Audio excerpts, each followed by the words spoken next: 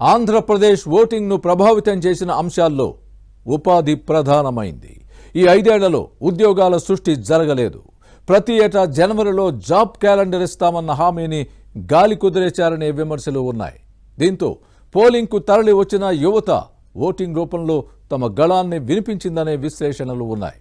ఉపాధి ఉద్యోగాలు లేక పొట్ట చేత పట్టుకుని ఇతర ప్రాంతాలకు వెళ్లిన వారంతా తరలి వచ్చి తమ ఓటు హక్కులను వినియోగించుకున్న వైనంపై ఇన్సైడ్ స్టోరీ.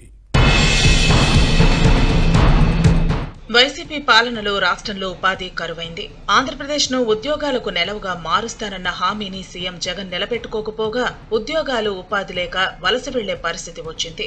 ఏటా జనవరిలో జాబ్ క్యాలెండర్ ప్రకటించి డిసెంబర్లోగా అన్ని ఖాళీలను భర్తీ చేస్తానని ప్రకటించిన జగన్ అందుకు భిన్నంగా వ్యవహరించారు. కొద్దిపాటి పోస్టులకు నోటిఫికేషన్లు ఇచ్చినా అవి కోర్టు వ్యాజ్యాలతో వివాదాస్పదంగా మారాయి. కొన్ని రిక్రూట్మెంట్స్ జరిగిన తర్వాత కూడా కోర్టులు కొట్టివేశాయి. గ్రూప్ 1ను హైకోర్టు కొట్టివేసింది. తమ ఉద్యోగాలకు ఎసరు వస్తుందని గ్రహించి ఉద్యోగులు కోర్టు నుంచి స్టే తెచ్చుకుని కొనసాగుతున్నారు. ఉపాధ్యాయ పోస్టులను భర్తీ చేస్తారని చెప్పిన జగన్ పాఠశాల హేతుబద్ధీకరణ పేరుతో స్కూల్స్ ను విలీనం చేశారు. దీంతో టీచర్లను సర్దుబాటు చేయడంతో పోస్టులు తగ్గిపోయాయి. ఎన్నికల ముందు 6,000 ఉపాధ్యాయ ఖాళీల భర్తీకి నోటిఫికేషన్ ఇచ్చినా అది వివాదాల పుట్టగా మారింది. దగా డిఎస్సీ అనే విమర్శలు వచ్చాయి.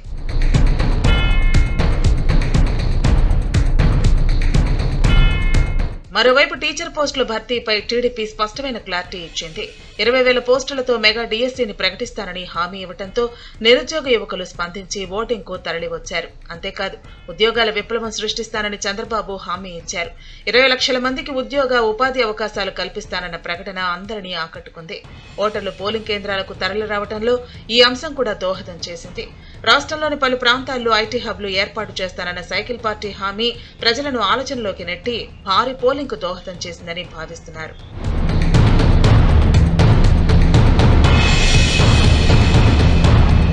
ఇక రాష్ట్రానికి కొత్త పరిశ్రమలు రాకపోగా ఉన్నవి తరలిపోయాయి. దీంతో వేలాది మంది ఉపాధి కోల్పోయారు. పెట్టుబడులు రాలేదు. రాష్ట్రంలో ఇన్వెస్ట్మెంట్ ఫ్రెండ్లీ అట్మాస్ఫియర్ లేకపోవడంతో ఐటీ కంపెనీలు తమ విస్తరణ ప్రణాళికలను వాయిదా వేసుకున్నాయి. రాయితీలు ఇవ్వకపోవడంతో ఉన్నవి కూడా తమ కార్యకలాపాలను ఉపసంహరించుకున్నాయి.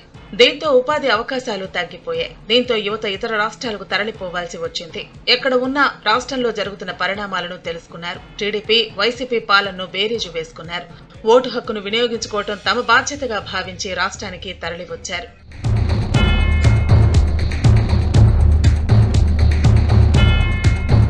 మరోవైపు 5 ఏళ్ల నుంచి ఇసుక సమస్య రాష్ట్ర ప్రజలను వేధిస్తోంది. నిర్మాణ రంగం కుదేలైంది. దీనిపై ఆధారపడిన లక్షలాది మంది కార్మికులు ఉపాధి లేక ఉసూరుమన్నారు.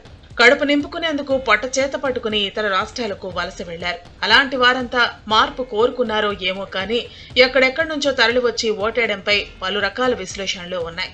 ఇది మార్పునకు కారణమని కొందరు అంటుంటే ఓటు హక్కు వినియోగాన్ని బాధ్యతగా భావించి తరలివచ్చారని మరికొందరు చెబుతున్నారు. ఎవరి విశ్లేషణలు ఎలా ఉన్నా ఓటింగ్ కోసం ప్రజలు తరలి రావటం గొప్ప విషయంగా చెబుతున్నారు. ఏం జరుగుతుందో చూడాలి మరి.